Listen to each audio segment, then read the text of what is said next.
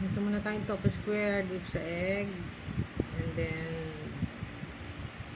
breadcrumbs.